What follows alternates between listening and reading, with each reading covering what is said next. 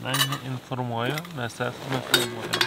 Oje, tau neduok tikėti. Labas rytas, mėlieji žiūrovai. Sveiki atvykę į Labas rytas Ameriką. Šioje laidoje mes turime pokalbių pašnekovą Dagnę Gurevičienę. Jinai mina 5 mėnesius dviratį labai keistais keliais.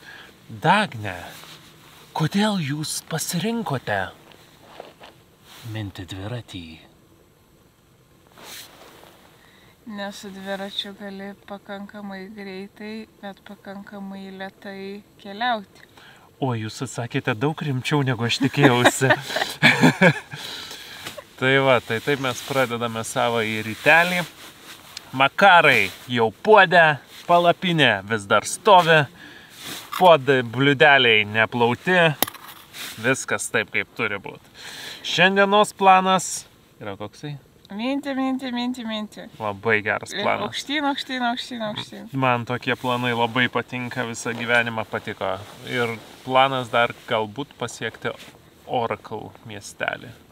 Tenai bus būrėja, ten sėdi būrėja, ant kelio atsisėdusi ir viražyje kažką išdelma. Ir pasakys, kokį loterijos bilietą nusipirkt, kad laimėti milijoną? Oi, ne, tai aš žinau, kokį reikia nusipirkti. Aš turiu skaičiukus iš mūsų pirmojo vizito į kiniečių restoraną ir aš niekaip nenusipirku bilietą.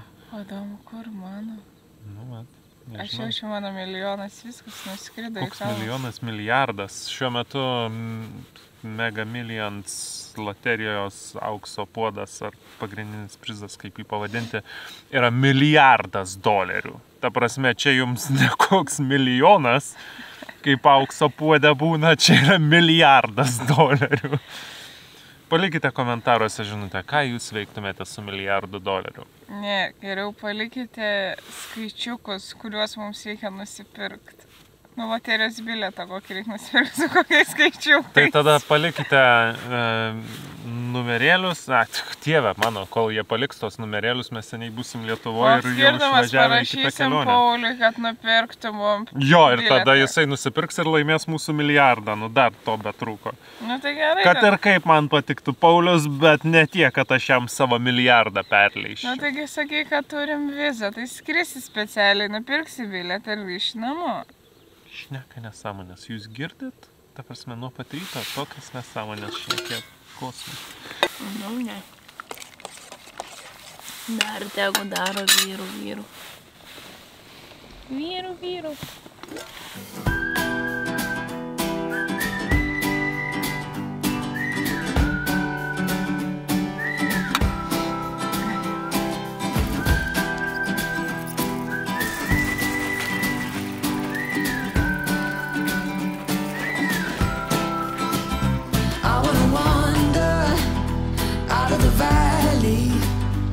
Where the river takes us far away from home.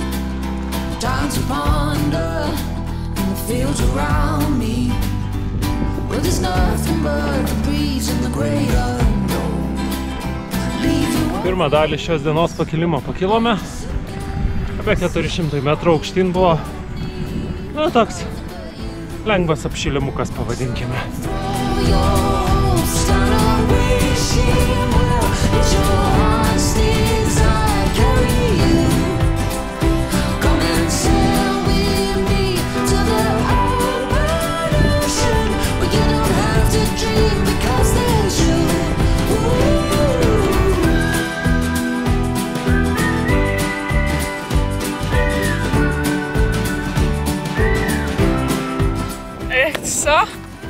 Panašu, kažką suvalgius bus tokia stambi. Bet tikrai nenu. Aš dabar pagalvojau, ar čia nėra ta žalioji gyvatė. Taip. Mums pasako tą žalią gyvatę, kad jinai, kai išgirsta, kad kažkas yra šalia, pradeda vibrent uodegą ir iš karto pasistoja fiestų. Ir norėčiau nufilmuoti, bet truputį bijau dabar. Mums sakė, kad čia yra barškuolė, taip ir yra. Matosi ant uodegos tasai galiukas. Atsakė, jinai yra žalioji ir jos yra labai agresyvios, palyginus su įprastosiom gyvatėm. Tai šitas yra labai agresyvus, dėl to mes labai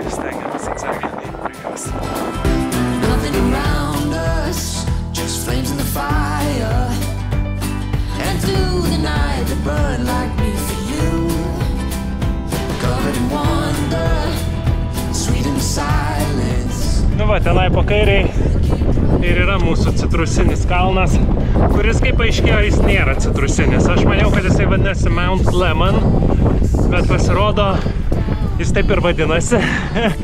Bet citrina angliškai yra Lemon su 1 M, o jo pavadinimas yra Lemon su 2 M. Ir esmė yra ta, kad jisai buvo pavadintas moters garbei, kuri pirmą jį užkopė. Absoliučiai neįdomi istorija, absoliučiai standartinė istorija. Tai jo, būtų buvo daug įdomiau, jeigu būtų pavadinę jį Lemon su 1 M. Tai va, o kuom jisai svarbus mums? Jisai mums svarbus tuom, kad jisai slepia mūsų tikslą Tucsoną. Tai yra paskutinysis kalnas, kurį mes turėsime įveikti prieš pasiekiant Tucsoną. Ta darysime jau matyti rytoj. Nu gal šiandien dar pradėsim kilti, nežinau.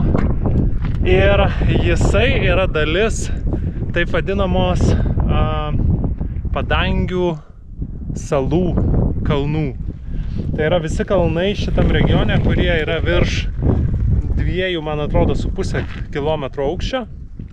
Juos vadina padangių salomis. Labai gražiai. Ir taip vadinasi dėl to, kad jie yra, iškilę virš dykumų, supančių juos dykumų, tarsi tam tikros salos. Tai va, ir tenai turėtų būti ir klimatas šiek tiek netgi kitoks, ir augmenija visai kitokia. Sakė, kad turi būti medžių. Tai gerai, nes aš jau pavargau nuo šitų dykynių, noriu medžių ir noriu, kad kas nors išjungtų šitą vėją. Nes užkniso tai juodai, žinokit. Važiuojam ir pučia tiesiai į veidą. Net smagu. O Dagnė nulėkė, net nesustojus pasisveikinti su jumis. Nesuprantu, visiškai nepagarba auditorijai. Pavykime ją ir paklauskime, kodėl jinai taip negerbė auditorijos.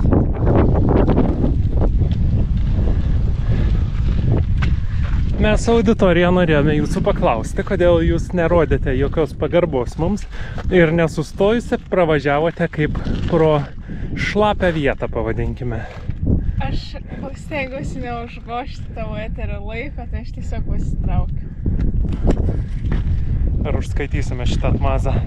Šiaip visai nieko toks, ne? Man patinka, kai man lieka daugiau eterio. Gerai, užskaitame. Mes auditoriją pasitarėme ir užskaitame. Gerai.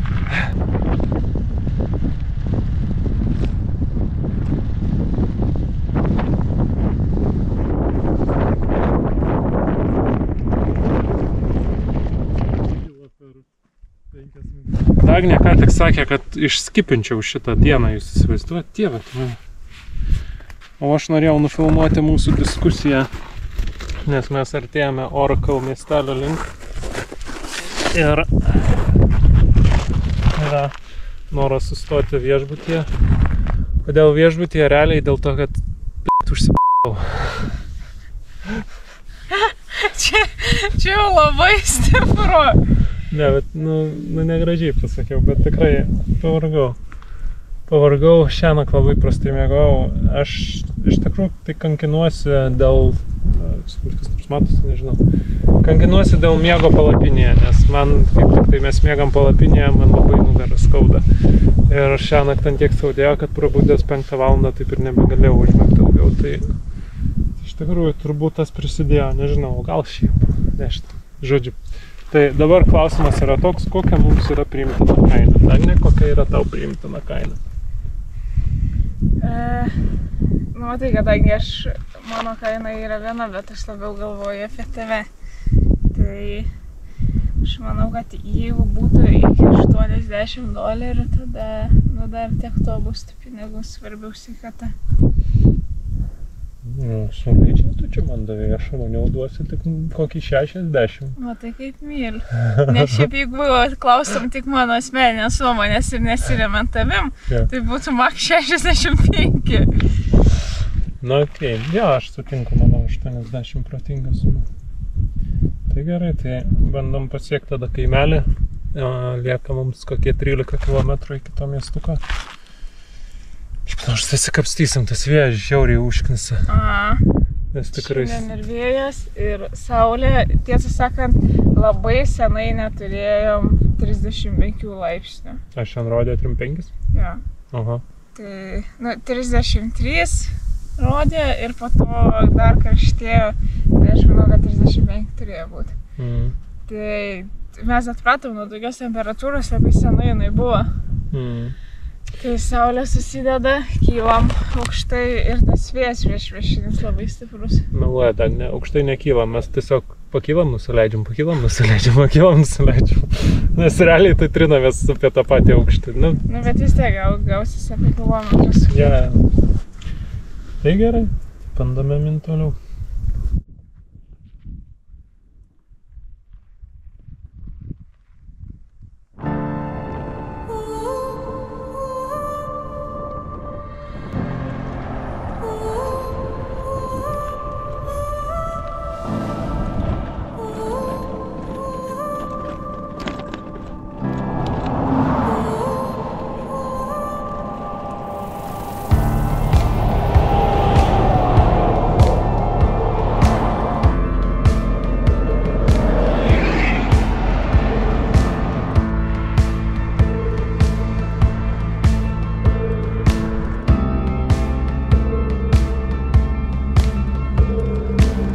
Atvažiavome į Būrėjos miestelį ir tai dabar tiesiu taikymu bandome važiuoti link kažkokio vienintelio motelio šiame miestelyje. Deja, neturi jokio internetinio puslapio ir jokios internetinės sistemos, tai neturim kaip pasitikrinti kainos. Tad bandysim nuvažiavę kalbėti ir žiūrėti, ką pasiūlys. Kažkur matytas prekės ženklas. Namukai tai mėly, bet nujaučiu, kad brangiai kainuojantys.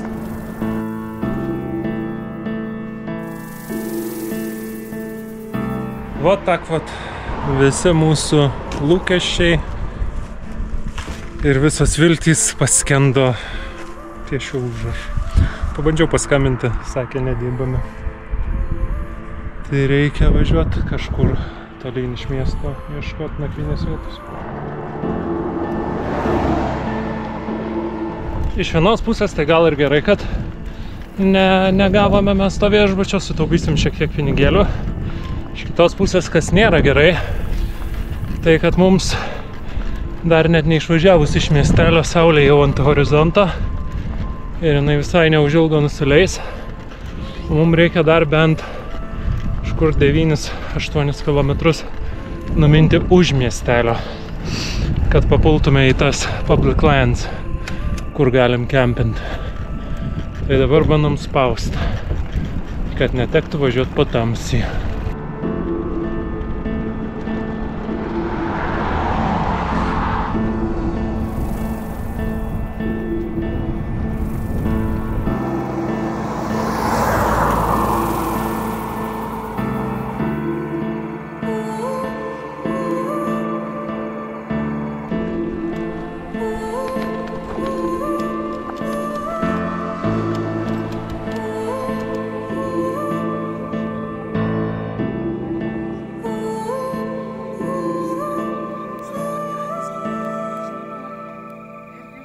Nu, žiūrėk, man atrodo labai netikėtai radom visai puikų camping spotą. Negaliu garantuoti, kad čia yra public land, bet kaip ir jokių ženklų nebuvo. Sakau, kad radom visai puikų camping spotą. Sakyčiau, kad visiškai negalima skųstis. Žiūrėk, gražu. Iš to susijaudinimo, kad čia saulė leidžiasi, panika, public landai kažkur neaišku kur, stovyklauti neaišku kur. Net pamiršau pasakyti, ar jūs matėt, koks gražus mėnulis, kaip jisai gražiai pakilo iš už tų kalnų. Mes važiuodami matėm, kaip jisai kilo, atrodė fantastiškai. Žiauriai gražu. Bet sakau, čia toks viskas, wow. Lekam tik ten greitųjų. Tai va, na, bet dabar jau atrodo galim šiek tiek nusiraminti. Tikėkime, kad nieks neateis čia mūsų išvaryti. Kad ir kaip čia viskas susiklostė, nu bet pripažink, kad vaizdelis tai yra Mes turim, nu ne 108, mes turim 207 turbūt. Nerealiai gražius kalnus.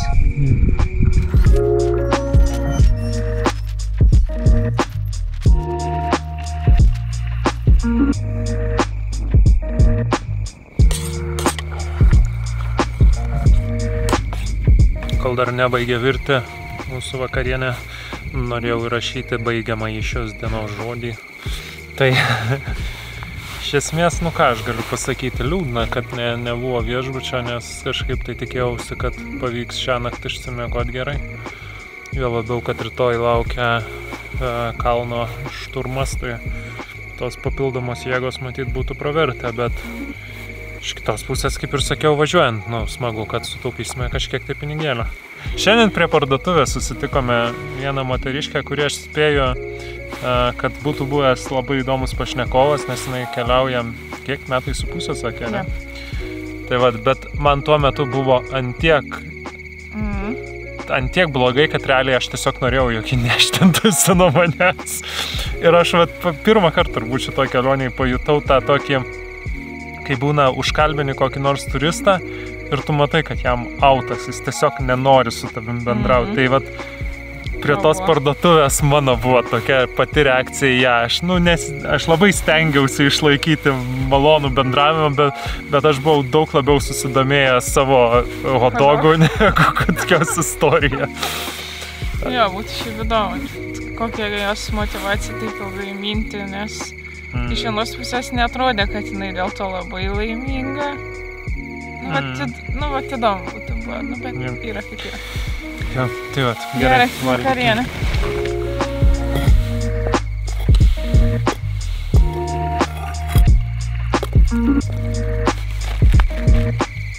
Kaip sasiskos? Skanios. Kodėl klausiu? Nes labai įdomus iš kiaulienos, kalakutienos. Ir kas dar buvo paskutinis? Kumpė. Oho. Ir dar yra čederė. Jo. Aš įsivaizduoju, kad čia toks maks pigienas turėtų būti. Tai, sudėjau viską, kas buvo likę. Bet daugiau nebuvo jokių sasaiskų. Kiek kainavo? 4.